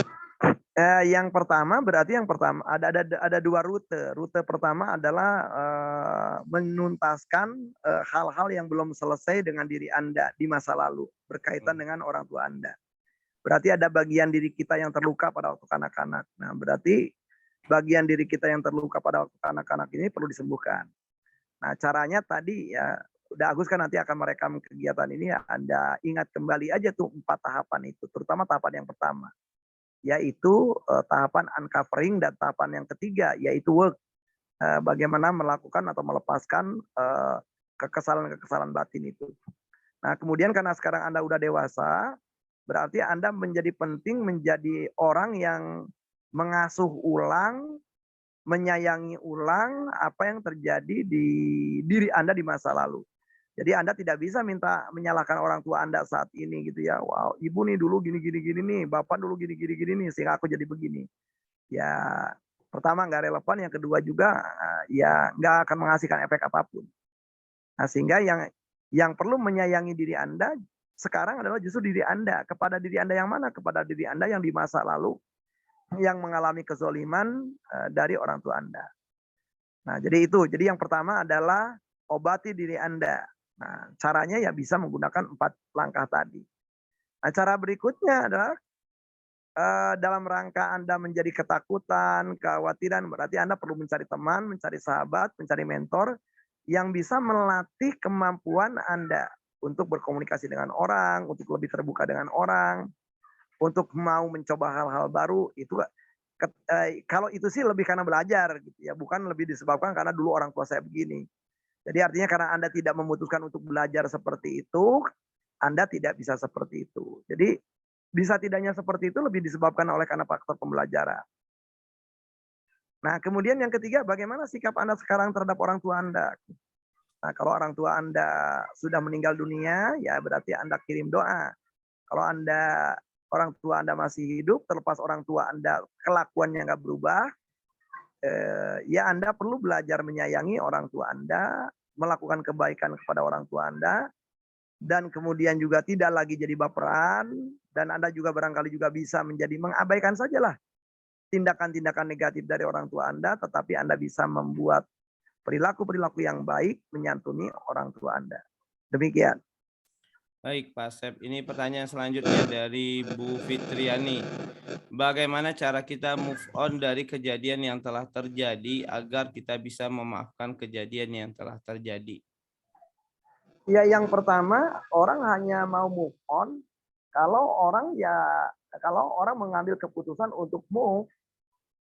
Nah, jadi selama orang tidak mengambil keputusan untuk move, ya nggak akan move on dia. Dia akan stuck aja di situ. Apalagi pikiran-pikirannya juga masih fokus kepada pengalaman-pengalaman yang buruk, atau pikirannya fokus kepada orang yang melakukan keburukan, atau pikirannya fokus kepada ucapan-ucapan orang yang melakukan keburukan, atau pikirannya fokus kepada tindakan-tindakan orang yang melakukan keburukan, atau pikirannya fokus kepada ekspresi dari orang-orang yang melakukan keburukan. Nah, selama itu yang dilakukan ya susah move on itu. Nah, jadi karena untuk move on itu ya perlu kita tahu bahwa ada sesuatu kejadian yang terjadi di masa lalu, dan itu perlu dipahami, dan perlu kita belajar ridho. Ya, karena mau Anda tidak ridho juga kejadian ini sudah terjadi. Jadi lebih baik ridho saja. Nah, kemudian Anda mau accept, ya, jadi ada 4A lah. Ada yang pertama aware bahwa ada kejadian begitu. Yang kedua berarti Anda allow, ya allow itu berarti membolehkan karena udah terjadi ya. Yang ketiga accept, menerima kejadian itu. Ya, kejadiannya diterima karena udah terjadi, mau diapain, mau dipersoalkan juga tetap aja percuma. Nah, berikutnya away. Nah, away ini berarti memberikan kesempatan supaya Anda membolehkan peristiwa itu berlalu. Orang itu yang ada sebuah peristiwa, orang katakanlah menzolimi Anda, kejadiannya 5 tahun yang lalu. Bisa jadi orang itu udah kemana-mana, gitu. Sementara kita masih tertambat tidak begitu. Maka di dalam rangka Anda bisa move tadi, ya, kalau Anda menggunakan istilah move, orang bisa bergerak kalau dia adalah beranjak. Jadi katakanlah saya posisinya lagi tidur, saya pengen bergerak, saya pengen move on. Move on itu berarti melakukan tindakan adalah jalan. Mau nggak mau kan berarti harus bangun dulu.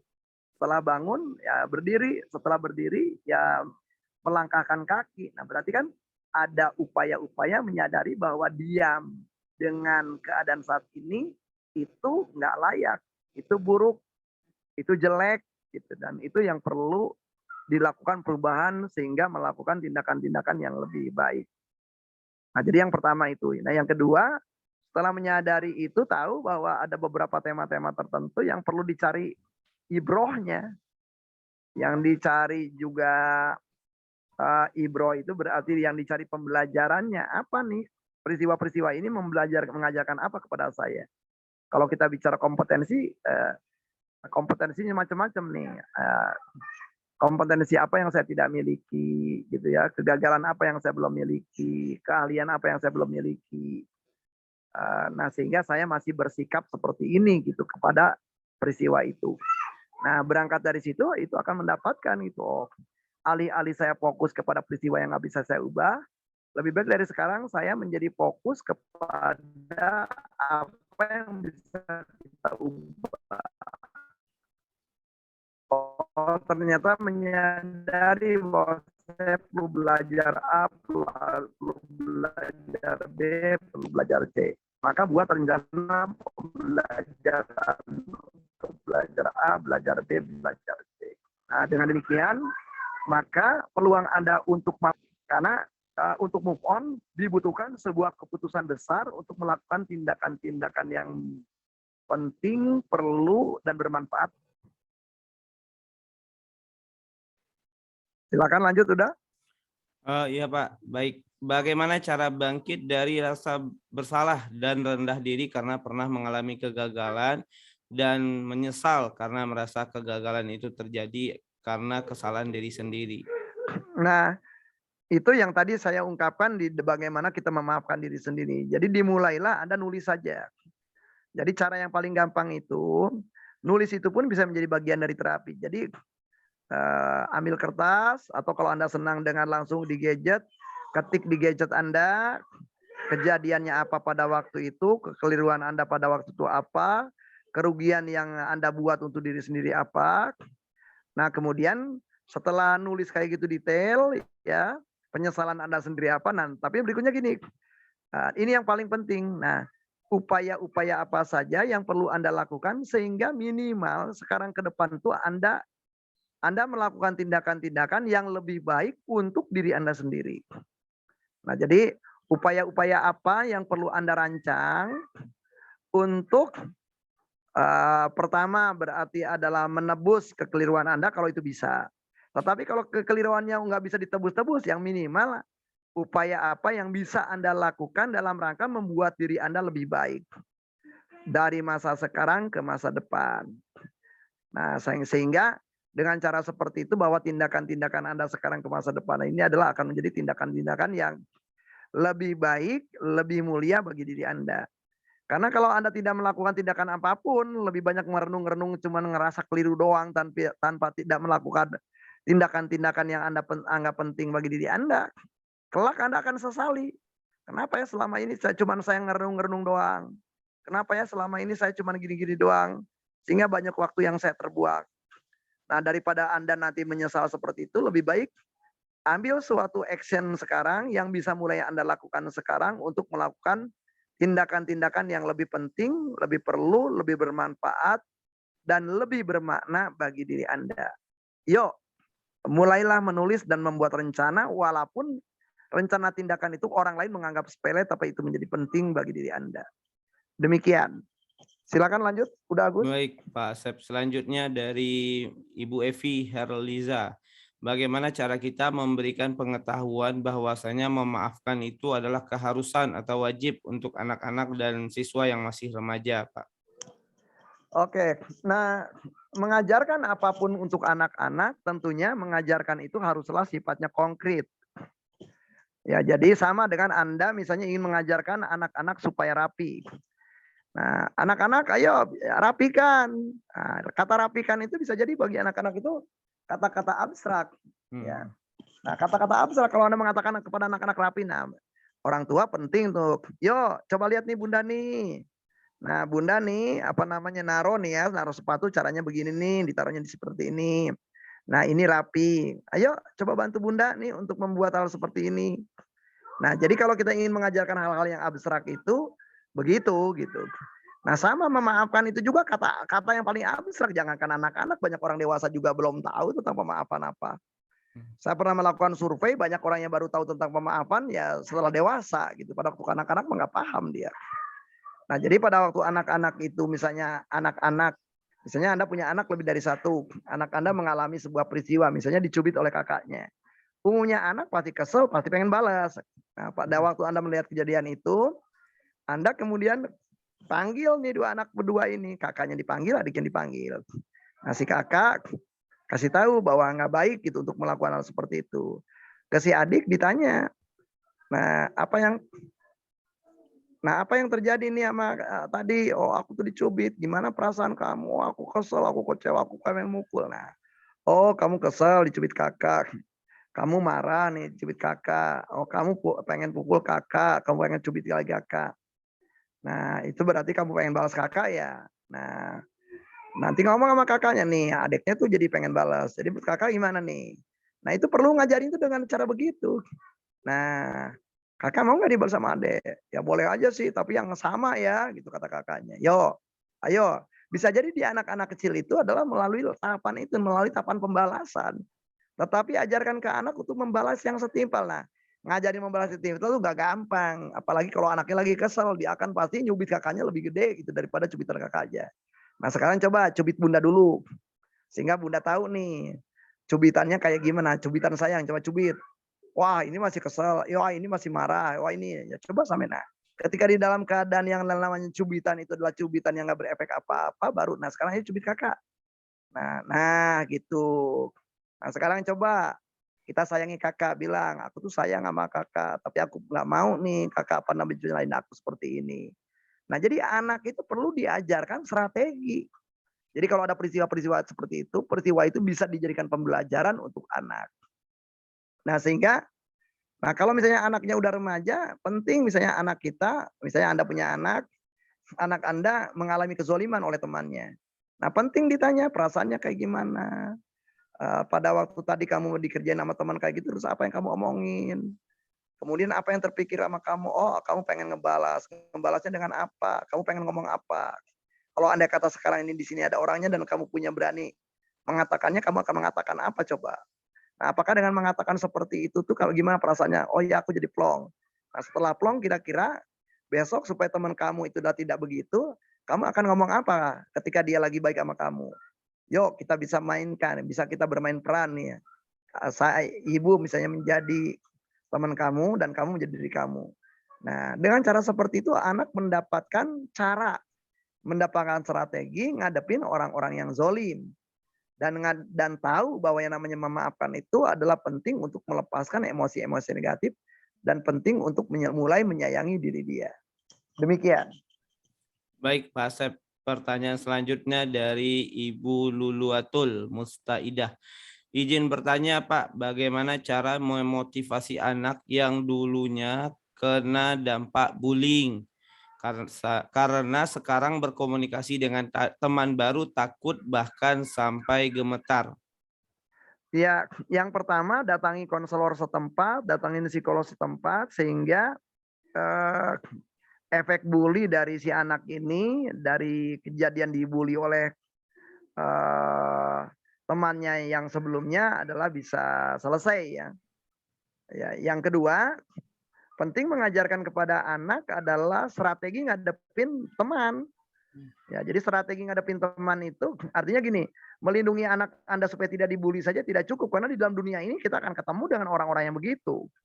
Nah, berarti penting ngajarin anak adalah sedini mungkin bahwa di masyarakat itu orangnya macam-macam, orang juga nggak semuanya akan berperilaku seperti yang kita inginkan, dan orang juga bisa berperilaku aneh-aneh yang barangkali adalah tidak sesuai dengan apa yang kita inginkan. Nah, dengan cara seperti itu, anak dikasih tahu nih, kalau ngadepin orang yang begini, kira-kira kamu bisa ngapain? Kalau ngadepin gini bisa ngapain? Nah, itu bisa dilakukan dengan cara bermain peran. Gitu. Jadi Anda bisa ngajarin ragam strategi. Jadi kalau dibully orang tuh bisa kita ngelawan, bisa kita ngasih tahu, bisa kita menghindar, bisa kita lari, bisa kita apa. Penting mengajarkan anak ke situ. Nah, cara mengajarkan yang terbaik adalah dengan bermain peran. Sehingga kalau dengan bermain peran itu berarti ada skema. Skema cara berekspresi, skema cara ngomong, skema cara melakukan tindakan, skema cara berespon. Nah, kalau skemanya itu diputar-putar sering, sehingga anak itu punya pilihan-pilihan respon. Bukan cuma satu, menghindari bullying. Ya, saya dulu pernah ngalami bullying pada waktu kanak-kanak. Dan saya alhamdulillah gitu orang tua saya ngajarin dari rumah gitu ya. Ngajarin saya dari rumah lewat apa? Lewat bacaan gitu. Nah, di bacaan-bacaan yang saya baca itu ada berbagai macam kisah. Ada seorang anak yang mampu menghadapi bullying dengan berbagai macam cara. Ada kalanya saya harus mendekati si pembuli, ada kalanya saya mengakrabi si pembuli, adanya kalanya saya harus menghindari si pembuli, ada kalanya juga saya harus lawan si pembuli gitu ya. Berbagai macam strategi itu perlu ada di dalam diri anak. Karena di masa depan ketika dia menjadi remaja, menjadi dewasa, bullying itu akan ketemu dalam bentuk macam-macam gitu, termasuk di pekerjaan, termasuk di masyarakat gitu ya. Akan ada gitu aktivitas-aktivitas seperti itu. Demikian. Baik, Pak Asep, terima kasih jawabannya. Silakan bagi teman-teman yang mau bertanya lagi boleh ya, atau mungkin mau bertanya langsung boleh raise hand. Karena masih ada waktu sekitar 15 menit lagi. Silakan bagi yang bertanya lagi. Yang mau raise hand juga boleh ya Bapak Ibu, yang mau bertanya langsung dengan cara raise hand juga dipersilakan.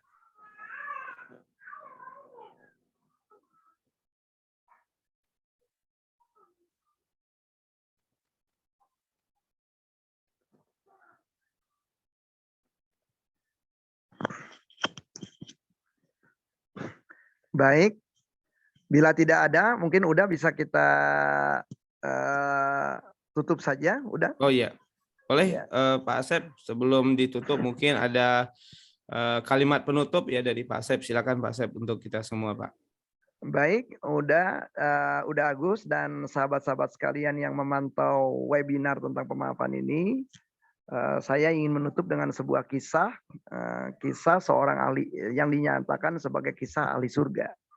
Jadi suatu kali menjelang sholat gitu ya, Nabi melihat jamaah yang ada di situ dan masih ada tempat kosong.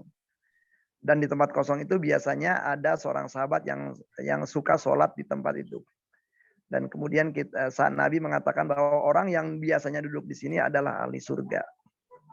Nah, jadi orang yang biasanya duduk di sini adalah ahli surga. Nah, ketika yang namanya baginda Rasul menyatakan demikian, para sahabat-sahabat lain yang ada di situ terpana dan terpukau karena sebagian mereka tahu persis siapa yang duduk di situ dan justru menganggap janggal dan bertanya-tanya, masa sih dia jadi ahli surga? Nah, karena di dalam pandangan mereka apa yang dilakukan oleh orang yang bersangkutan adalah sama dengan apa amal-amalan yang mereka buat. Maka kemudian para sahabat ini adalah mengutus seorang sahabat yang kebetulan adalah cukup akrab dengan sahabat ini adalah untuk menyelidiki gitu. Apa persis yang dilakukan oleh orang yang bersangkutan di rumahnya sehingga dia jangan-jangan ada perilaku-perilaku tertentu yang dilakukan di rumah yang justru amalan-amalan itu yang menunjukkan dia menjadi ahli surga. Nah, kemudian sahabat ini yang ditugaskan untuk melakukan pengamatan ini adalah berpura-pura kemalaman. Dan pada waktu dia kelama-laman, kemudian dia ketuk rumah sahabat ahli surga tadi. Kemudian dia mengatakan, aku ini kemalaman dan izinkan aku untuk menginap di rumahmu. Ya sampai katakanlah badak subuh gitu. Nah kemudian dia menginap di situ dan semalaman dia nggak tidur gitu. Dia ngelihat itu apa nih yang dilakukan oleh tuan rumah gitu ya. Dan nyaris tidak ada yang perbedaan yang berarti gitu ya. Nggak ada hal-hal yang aneh, nggak ada hal-hal yang luar biasa yang dilakukan oleh sahabat ahli surga ini. Nah, kemudian dia menyampaikan kepada sahabatnya, wah, coba jangan-jangan coba malam besok lakukan lagi. Nah, kemudian dia pura-pura kemalaman lagi, tetap nggak ditemukan apa-apa juga. Kemudian lapor lagi kepada sahabat-sahabat yang lain, kemudian coba malam ketiga, jangan-jangan di malam ketiga ada perilaku yang berbeda. Dicoba lagi dilakukan penyelidikan, pengamatan, ternyata tidak ada perubahan apapun gitu. Nah, si sahabat yang ahli surga yang diinapi 3 malam ini bertanya-tanya nih. Ujung-ujungnya pada waktu pagi hari gitu. Aku heran gitu, engkau sampai menginap 3 malam di tempatku. Ada urusan apa nih sampai menginapnya sampai 3 malam? Nah, apa sesungguhnya yang sedang kau cari gitu? Karena juga nggak mungkin gitu kamu masa kemalaman sampai 3 malam terus-menerus. Nah, si sahabat ini akhirnya cerita lah gitu ya, sampai dia kenapa menjadi diutus itu. Dan kemudian sahabat ahli surga ini mengatakan, oh itu aku sendiri nggak tahu, cuman saja yang jelas di antara amalan-amalan yang kulakukan yang kalian juga biasa lakukan, aku tidak pernah mengawali tidur di suatu malam, atau aku akan tidak mulai tidur di suatu malam sebelum aku memaafkan orang-orang yang di hari itu melakukan kezoliman kepada diriku. Nah, jadi kalau kita belajar dari amalan dari sahabat ini adalah sebelum tidur ya dia setelah menjalankan amalan-amalan yang diajarkan oleh Nabi ya berdoa, dia juga adalah munajat kepada Allah Subhanahu wa taala untuk kemudian juga mengikhlaskan kemudian memaafkan tindakan-tindakan orang yang di hari itu melakukan kezoliman kepada dia. Nah, sehingga sahabat ini sejahtera, sehingga sahabat ini damai, sehingga sahabat ini tenang. Nah, kedamaian, kesejahteraan, kenyamanan jiwa itu juga adalah surga yang harusnya sudah kita peroleh di muka bumi ini. Nah, sahabat-sahabat sekalian, mari kita belajar untuk melakukan amalan-amalan si ahli surga ini. Dan semoga itu adalah menjadi amalan kita juga dalam keseharian kita sebelum kita tidur. Dan semoga dengan demikian adalah diri kita menjadi semakin damai, semakin tenang, semakin nyaman. Dan semoga dengan demikian kita bisa belajar menjadi orang yang pemaaf, belajar menjadi orang yang sayang sama diri kita, belajar menjadi orang yang kasih kepada diri kita. Dan semoga dengan demikian juga adalah kita bisa menjadi orang-orang yang menjalani Ramadan ini adalah dengan bersih hati kita, bersih pikiran kita, bersih ucapan kita, dan tepat tindakan kita. Dan semoga kita semuanya adalah menjadi insan-insan yang takwa. Saya ucapkan terima kasih kepada Uda Agus. Dan saya ucapkan juga terima kasih kepada semua sahabat-sahabat yang hadir di dalam kegiatan ini. Assalamualaikum warahmatullahi wabarakatuh. Waalaikumsalam warahmatullahi wabarakatuh. Terima kasih banyak Pak Asep atas waktunya, atas ilmunya. Semoga jadi kebaikan ya buat Pak Asep dan juga keluarga. Semoga selalu sehat, Pak. Amin. Baik teman-teman semua, sahabat semua, terima kasih ya atas kehadirannya. Dan sebelum ditutup, saya kembali menginfokan ya bagi teman-teman yang mungkin mau tertarik ya dengan memiliki buku bestsellernya Pak Asep ya, karena saya lihat ini dari 2010 ini diterbitkan dan sampai saat ini masih beredar ya. Silakan bisa dilakukan melalui nomor WhatsApp ini. Ya, jadi kalau tadi mungkin ada yang agak lupa-lupa ya tentang teknik-teknik terapi dan sebagainya, insya Allah di buku ini juga tersedia ya. Jadi silakan lakukan pemesanan ke nomor WhatsApp admin Fasya ya, nomornya 0822 1493 2995 ya. Boleh di screenshot mungkin layar ini dan nanti bisa lakukan pemesanan. Mungkin itu saja ya dari saya dan juga dari Pak Asep Hairul Ghani juga udah live Zoom sepertinya. Terima kasih banyak teman-teman semua, sahabat semua atas kehadirannya, udah bergabung di kegiatan webinar Akademi Pernikahan. Ya mudah-mudahan kita bertemu lagi di lain kesempatan di materi-materi yang lebih seru ya insya Allah.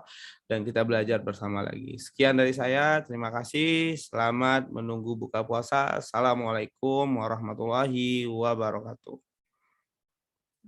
Warahmatullahi wabarakatuh.